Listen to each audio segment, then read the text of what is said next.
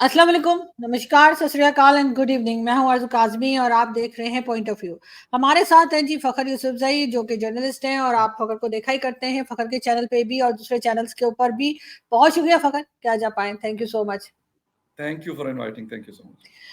मगर आज अफगानिस्तान की बात करेंगे जो कि आपका फेवरेट टॉपिक है। आप जैसे कि अफगानिस्तान जा भी चुके हैं, वैसे बड़े गलत टाइम पे गए थे जब वहाँ गवर्नमेंट बन रही थी तालिबान की। लेकिन बहरहाल एक बार फिर दोहा में जो है कॉन्फ्रेंस हो रही है अफगानिस्तान के लिए। थर्ड राउंड में जो है अफगानिस्तान की तरफ से भी डेलीगेशन जा रहा है और पाकिस्तान की तरफ से भी आज अनाउंस किया गया है। कुछ लोगों के नाम सामने आए हैं कि जो इस कॉन्फ्रेंस में शिरकत करेंगे। कितना इम्पोर्टेंट समझते हैं आप इस कॉन्फ्रेंस को? सबसे पहले thank you very much. Afghanistan बहुत इम्पोर्टेंट है, ना सिर्फ इस रीजन के लिए, पाकिस्तान के लिए, बल्कि पूरी दुनिया के लिए। आपने देखा होगा कि जब से 2021 में अमेरिकन वहां से निकल गए तो उसके बाद और यूक्रेन वॉर के बाद टोटली इग्नोर किया गया। लेकिन अभी रिसेंटली न्यूयॉर्क टाइम की एक स्टोरी आई थी और उसमें उन्होंने बड़े कंसर्न शो किए थे कि वहां पे अलकायदा, दाइश और मुख्तलिफ जो ऑर्गेनाइजेशन है, अगर वो दोबारा से फ्लरिश कर गए तो बाकी दुनिया के लिए बड़ा खतरा हो सकता है। सिर्फ इस रीजन के लिए नहीं कि पाकिस्तान है, ईरान है, हम तो बॉर्डर शेयर करते हैं, लेकिन उसमें इंडिया है, बाकी कंट्रीज हैं, प्लस जो दूसरे दूर कंट्रीज हैं उनका भी नाम उसके अंदर मौजूद है। एक तो ये। दूसरी बात आपने की कि जी दोहा में ये जो कॉन्फ्रेंस हो रही है 2 डेज की, बहुत इंपॉर्टेंट है। पाकिस्तान के डेलीगेशन जो है उसमें आसिफ दुरानी साहब, मेरे भाइयों जैसा ताल्लुक है, बड़े जबरदस्त पाकिस्तान के एम्बेसडर रहे इंडिया में, यूके में, बाकी जगहों पे। और वो क्योंकि रिप्रेजेंटेटिव है फॉरेन ऑफिस की तरफ से, तो उन्होंने वहां पे पार्टिसिपेट करना है। एक वड़ाई साहब भी उनके साथ होंगे जो वहां पे जाएंगे। लेकिन सबसे इंपॉर्टेंट चीज जो आरजू है इस कॉन्फ्रेंस की, जो अफगान यानी इमारत इस्लामी जिसको वो कहते हैं, उनकी तरफ से डेलीगेशन का अनाउंस होना है। उनका डेलीगेशन वहां पे जा रहा है और वो बात कर रहे हैं। ठीक है, ये बातचीत जो हो रही है ये नहीं दोहा में हो रही है, लेकिन इसमें अमेरिकन मतलब एक सपोर्ट भी हासिल है, यूरोपियन भी हासिल है, मिडिल ईस्ट की भी हासिल है, किसी हद तक रशिया की भी हासिल है। तो ये सारी चीजें इसकी इंपॉर्टेंस बहुत ज्यादा है। और आपने भी देखा होगा कि कुछ दिन पहले यानी ईद से कुछ दिन पहले एक डेलीगेशन जिसमें सिराजुद्दीन हक्कानी, अनस हक्कानी, ये लोग पहले यूएई गए थे और बड़ा रेड कारपेट प्रोटोकॉल दिया गया था शेख ज़ैद अल नहयान साहब की तरफ से। उसके बाद ये एज ए रॉयल गेस्ट जो है ये सऊदी अरेबिया में हज इन्होंने अदा किया। तो ये चीजें ऐसी हो रही है। और फिर इसके उससे पहले आपने देखा होगा कि मॉस्को में भी ये लोग गए थे, वहां पे एक कॉन्फ्रेंस में इन्होंने पार्टिसिपेट किया। और कुछ थोड़ा सा ऐसी बर्फ पिघलती हुई नजर आ रही है दुनिया में, जिसमें रशिया और चाइना शामिल है, कि वो शायद इनको रिकॉग्नाइज करने की तरफ कदम बढ़ा रहे हैं। और अमेरिका ने भी गालिबन ऐसा लगता है कि थोड़ा सा उन्होंने जो अपना एक हार्ड कोर किस्म का एक वो रखा हुआ था, उसमें थोड़ी सी सॉफ्टनेस दिखाई है। तो ये तो मतलब इस अफगानिस्तान के लिए तो ये बेहतर है। लेकिन हमारे लिए क्या बेहतर है ये मैं थोड़ा सा आपको बता दूं, फिर बात खत्म करूंगा कि इस वक्त हमारी जो पोजीशन है अफगानिस्तान के साथ वो अच्छी नहीं है। हमारे ताल्लुकात की हम बात करें या हमारे रोज का कुछ ना कुछ, हमारा बॉर्डर 1700 किलोमीटर का बॉर्डर हम शेयर करते हैं। चित्राल से शुरू होता है और स्पीन बोल्दक चमन से भी आगे तक ये इलाका जाता है, यानी खैबर पख्तूनख्वा और बलूचिस्तान में है। हम जब इसको शेयर करते हैं तो इसमें कुछ ना कुछ ऐसा चल रहा होता है जहां पर फोर्सेस के ऊपर हमले हो। और ऐसे हमले नहीं है कि जहां पे टीटीपी के एक प्रेजेंस है पाकिस्तान के इन एरियाज में भी और कुछ और जगहों पे भी है। उसके अलावा बॉर्डर क्रॉस करके लोग आते हैं और हमलावर होते हैं और फिर कुछ मतलब मारे भी जाते हैं, कुछ निकल भी जाते हैं वापस। तो ये पाकिस्तान के लिए बहुत कंसर्निंग है। कुर्रम में होने वाला अटैक ईद से कुछ दिन पहले हुआ था, यानी जून के महीने में हुआ था। फिर अभी 2 दिन पहले लोअर दीर के इलाके में 3 जगहों पे इंटरफेरेंस हुई। और ऐसी इंटरफेरेंस नहीं थी कि वैसी कोई उन्होंने एरियल फायर किया और वो चले गए। वो 4 लोगों को मार के गए हैं एफसी के। तो ये सिलसिला पाकिस्तान के लिए बड़ा कंसर्निंग है। और पाकिस्तान बार बार यूनाइटेड नेशन के फोरम पे और अमेरिका से बार बार ये कहता है कि भाई आप अफगानिस्तान को बताएं, आप अफगानिस्तान को समझाएं। लेकिन एक चीज मैं थोड़ा सा ऐड करूंगा, फिर आप बेशक दूसरा क्वेश्चन कीजिएगा, कि अगर हम डायरेक्टली हम एक दूसरे की जुबान को समझते हैं, पश्तून वहां पे भी बहुत सारे हैं, पश्तून यहाँ पे भी बहुत सारे हैं, पश्तून लीडर्स भी हैं, अगर उनके उनके जरिए हमारी बात उनके साथ नहीं बन पा रही, तो अमेरिका या कोई और क्या हमारी बात बनवा लेगा? ये मतलब मेरा क्वेश्चन है गवर्नमेंट ऑफ पाकिस्तान से, जो अमेरिका को या बाकी लोगों को कहते हैं कि भाई हमारे कोई मतलब बेहतरी कर दीजिए, हमारे यहाँ हमले हो रहे हैं, इसमें कोई झूठ नहीं है, ये कोई मतलब कोई प्रोपेगेंडा नहीं है। ये हकीकत है कि पाकिस्तान को लास्ट 1 साल में तकरीबन 1.5 ईयर में जितनी कैजुअलिटीज उठानी पड़ी, कहा जाता है कि 2013 के बाद ये हाईएस्ट रेट है। और उसमें अफगानिस्तान का रोल, ये नहीं है कि मैं कोई पाकिस्तानी हूं तो मैं ये बात करूंगा। बहुत सारी रिपोर्ट जो इंडिपेंडेंट रिपोर्ट्स आती हैं, दुनिया भर के इदारे मौजूद हैं, वो ये बनाते हैं, वो इसमें मेंशन करते हैं कि हाँ पाकिस्तान को नुकसान हुआ, लेकिन क्या पाकिस्तान उसके लिए पाकिस्तान क्या कर रहा? बॉर्डर की फेंसिंग की बात की गई, जी हमने फेंसिंग कर दी। अच्छा, फेंसिंग के बाद क्यों नहीं हुआ, ये सवाल है। फिर अगर हमारी सर्वेलेंस मौजूद है तो फिर वो ख्वाजा आसिफ साहब क्यों कहते हैं कि जी 5,000 आ गए, 50,000 आ गए, 30,000 आ गए? अब मौलाना साहब कहते हैं, मौलाना फजलुर रहमान साहब ने पार्लियामेंट में कहा कि अगर ये 50,000 लोग आते हैं तो मुझे लगता है कि डीआई खान, पेशावर, लक्की, बनू, वहां पर इमारत इस्लामी का रूल शुरू हो जाएगा। ये मौलाना फजलुर रहमान कोई आम पॉलिटिकल लीडर नहीं है। आरजू, मैं आपको ये बताता चलूं, बड़ा एक विजनरी आदमी है। मैं बेशक उनके आइडियोलॉजी से हम इख्तिलाफ कर सकते हैं, उनके तरीकाकार जो पॉलिटिक्स का, उससे मैं और आप या कोई पाकिस्तानी भी या कोई दुनिया का कोई भी आदमी इख्तिलाफ कर सकता है, डिसएग्री कर सकता है। लेकिन एक चीज मैं जाती तौर पे मानता हूं, मौलाना साहब से मेरी 1-2 दफा थोड़ी सी इंटरेक्शन हुई है, आप भी और हम भी देखते रहते हैं, लेकिन मौलाना चीजों को समझते हैं। वो अफगानिस्तान का इशू हो, वो हिंदुस्तान का इशू हो, हमारे दुनिया के साथ बाकी मसाइल हो, वो समझते हैं इन चीजों को। ये अलग बात है कि आजकल उन्होंने एक हार्ड कोर किस्म का एक स्टांस लिया हुआ है, और शायद बहुत सारे लोग अब उनकी इस बात को सपोर्ट भी करते हैं। वो पार्लियामेंट के अंदर भी, पार्लियामेंट के बाहर भी, वो जलसे जुलूसों में और प्राइवेट सेटिंग्स में भी वो बड़े आड़े हाथों उन्होंने लिया, और वो ये बात बार बार कह रहे हैं कि जब आप हमें कह रहे थे कि ऑपरेशन से हालात बेहतर हो जाएंगे, फेंसिंग से हालात ठीक हो जाएंगे, क्यों नहीं हुए? तो ये सारे सवालात, ये क्वेश्चन जो है, ये पुराना फाटा जो मर्जर हमारे साथ खैबर पख्तूनख्वा के साथ हुआ, ये सवाल उनका भी है आरजू। ये सवाल आपके floor of the house Aimal Wali Khan साहब भी कर रहे हैं। ये क्वेश्चन जो है फ्लोर ऑफ द हाउस मौलाना फजलुर रहमान भी कर रहे हैं। ये क्वेश्चन जो है, ये पीटीआई के बहुत सारे लोग, जिसमें असद कैसर साहब शामिल है, उमर अयूब शामिल है, शानदाना गुलजार हमारी मतलब फ्रेंड है, आपके साथ भी उनका बहुत अच्छा ताल्लुक है, वो ये क्वेश्चन रेस करती रही हैं। ये जो जरताज गुल है, वो ये क्वेश्चन रेस करती रही है।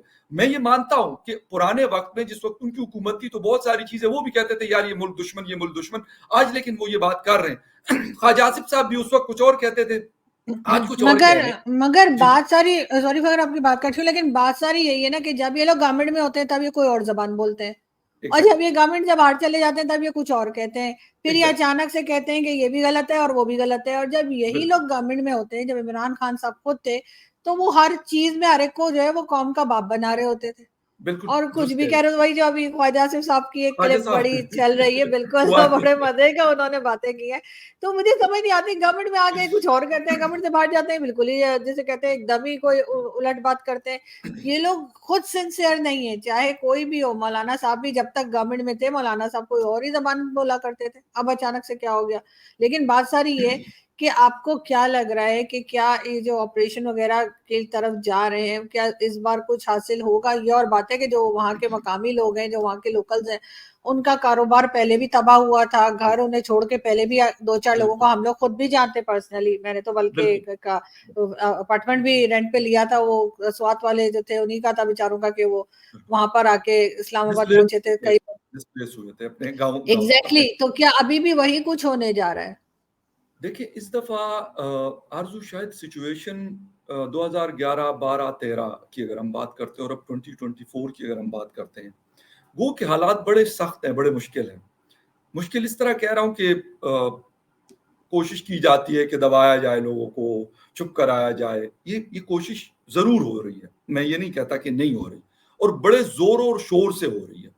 लेकिन एक चीज जो मुझे नजर आ रही है ठीक है, पीटीआई के लोगों से अब मैं और आप बड़े क्रिटिक रहे हैं, वारिस जैसे बहुत सारे लोग और भी बड़े क्रिटिक रहे हैं पीटीआई के ऊपर, उन्होंने बड़ी क्रिटिसिज्म की है, हम भी करते हैं, आज भी करते हैं उनकी पॉलिसीज के हवाले से। इवन मेरे खैबर पख्तूनख्वा में तीसरी दफा उनकी हुकूमत है, मैं अब भी क्रिटिसाइज करता हूँ, लेकिन उनकी गलत चीजों की वजह से मैं क्रिटिसाइज करता हूँ। मेरा कोई पर्सनल जिसे कहते हैं ना कि कोई पर्सनल ग्रीवेंसेस मेरे नहीं है पीटीआई के साथ या उनकी हुकूमतों के साथ या उनकी किसी और चीज के साथ या इमरान खान साहब के साथ।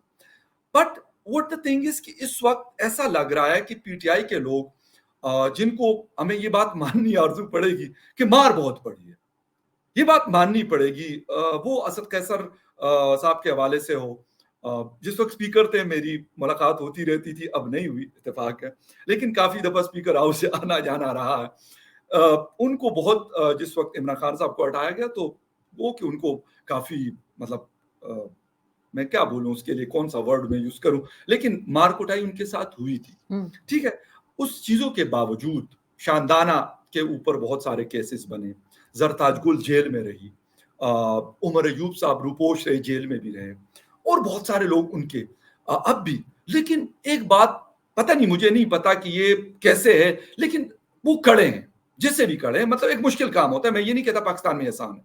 मगर ये सब तो नवाज शरीफ साहब के साथ भी हुआ था, मरियम नवाज को भी जेल में डाला गया था, ये सब तो बिल्कुल पीएमएलएन भी भुगत चुकी है, पीपल्स पार्टी भी भुगत चुकी है, इनके लिए हो सकता है पहली बार हो, लेकिन दुरुस्त कह रही आसिफ अली जरदारी कई साल जेल में रहे। एब्सोल्युटली राइट, लेकिन जरदारी साहब का कंपैरिजन मैं पीटीआई के लोगों से नहीं करूंगा, मौलाना फजल रहमान साहब का या मियां नवाज शरीफ साहब भी किसी हद तक, लेकिन आसिफ अली जरदारी साहब मैं कहता हूँ आयरन मैन है। मैं आपको सच बता दूं, बेशक पीपल्स पार्टी की बहुत हम क्रिटिसाइज भी करते हैं बहुत, लेकिन बजाते खुद जो जरदारी साहब है वो जेल जाने से, ये करने से, वो करने, ये नहीं डरते, दूसरे वो भागते नहीं है। आपने देखा होगा 11 साल जेल काटी, फिर निकले, फिर यही थे, ठीक है, दुबई चले जाते हैं कुछ दिन के लिए, आ जाते हैं वापस, मतलब वो कोई मेरे ख्याल में कोई गुनाह नहीं है कि अगर वो उनका कुछ दिन के लिए जाना। मियां साहब 4-4 साल गायब हो जाते हैं, 10-10 साल गायब हो जाते हैं, लेकिन आसिफ अली जरदारी साहब का ये मसला नहीं।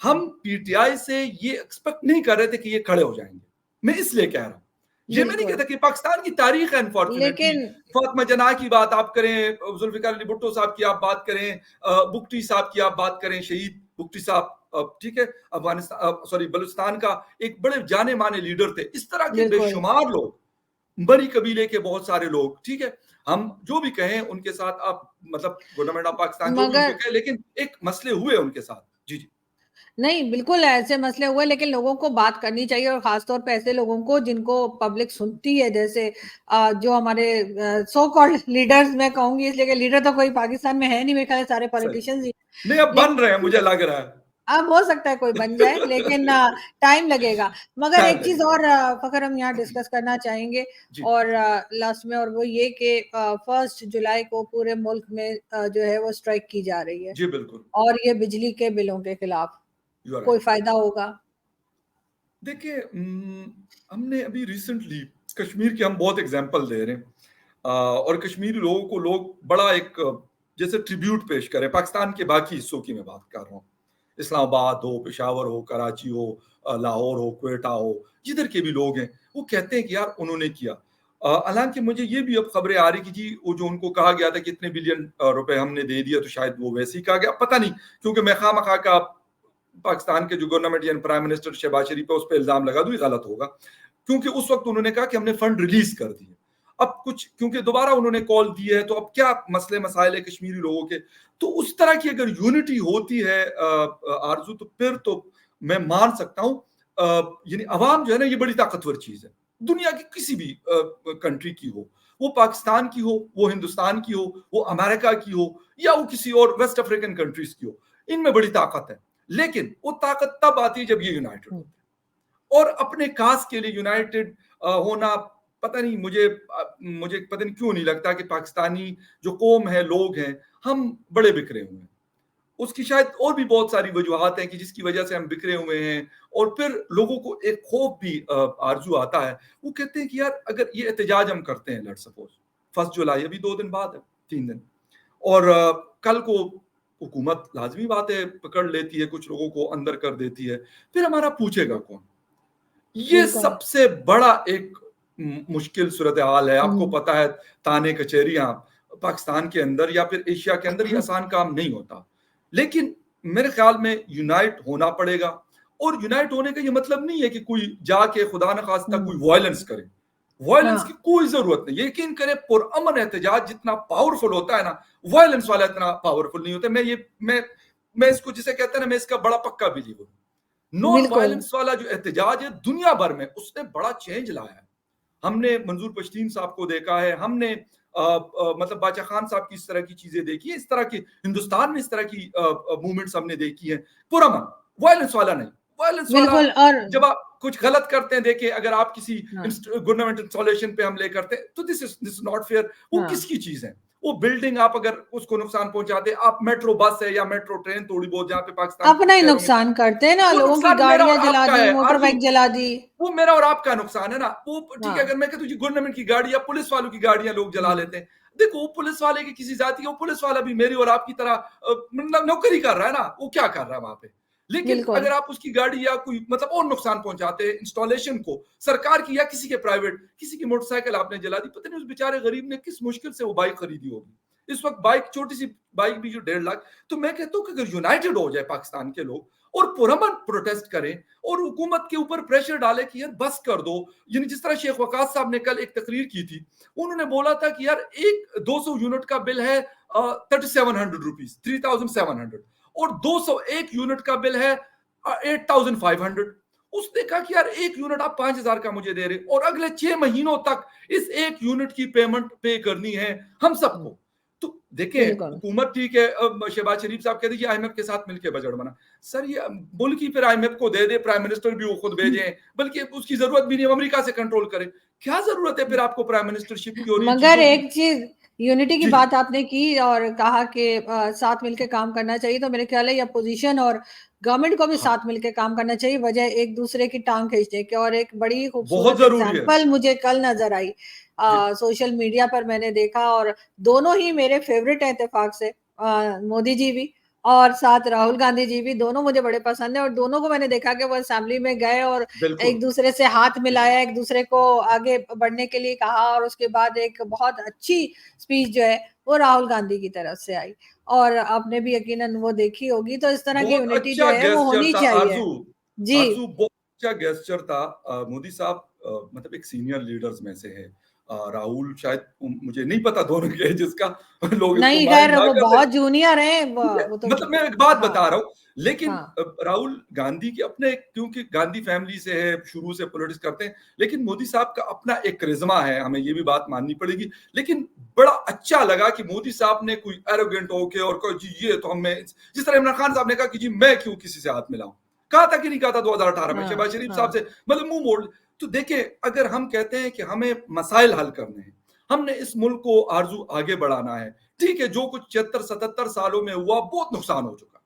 अब अगर मजीद हम इससे भी सबक नहीं सीखते कि मुल्क हमारे दो टुकड़े हो गया, बांग्लादेश बना, ठीक है, उनको मतलब हमें माफी मांगनी चाहिए उनसे, बांग्लादेश के लोगों से। लेकिन जो कुछ भी हुआ या और बड़े मसले हुए, बलूचिस्तान के अंदर क्या कुछ नहीं हुआ, खैबर पुख्तनख्वा के अंदर या इस पाकिस्तान के अंदर, अगर आज भी मैं कहता हूँ एस्टेब्लिशमेंट इस पाकिस्तान की एस्टेब्लिशमेंट है ना, जनरल आसिम मुनीर किसी और मुल्क के तो नहीं है। शहबाज शरीफ साहब, जरदारी साहब, मौलाना साहब, एमल वली साहब, महमूद खान चकजई साहब, अख्तर जान मैंगल साहब, जितने भी लोग हैं, आफ्ताब अहमद खान शेरपाव साहब, इस पाकिस्तान के लोग हैं ना। डीजीआईएसआई हो, आर्मी चीफ हो, joint chief of army staff हो, हम्म, ये कहाँ के? इस पाकिस्तान के है ना। ठीक है, बिल्कुल। आप उनको साथ बिठाएं, ठीक है, और उनसे कहें कि सर जो कुछ हुआ, बहुत गलतियां हमने की, ना सिर्फ हम आप पे डालेंगे और सिर्फ आप हम ना हम पे आप डालें।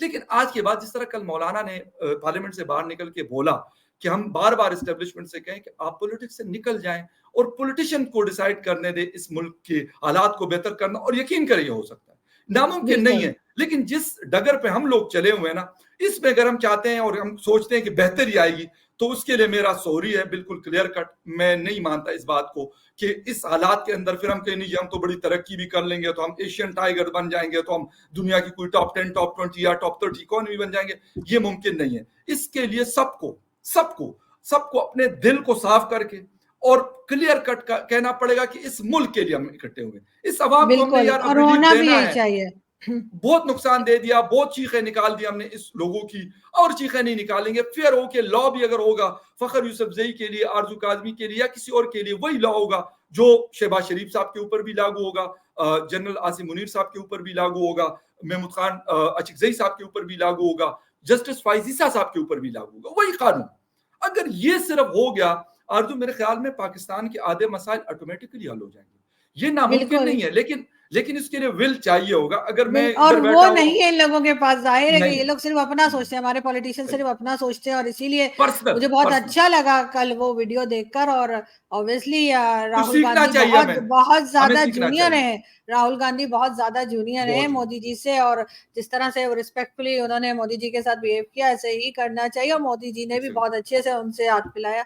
और बहुत अच्छा। यकीनन अगर अपोजिशन और गवर्नमेंट किसी भी कंट्री के साथ मिलकर काम करे तो कंट्री को बहुत फायदा हो सकता है। थैंक यू सो मच कि आज आपने ज्वाइन किया, बहुत शुक्रिया।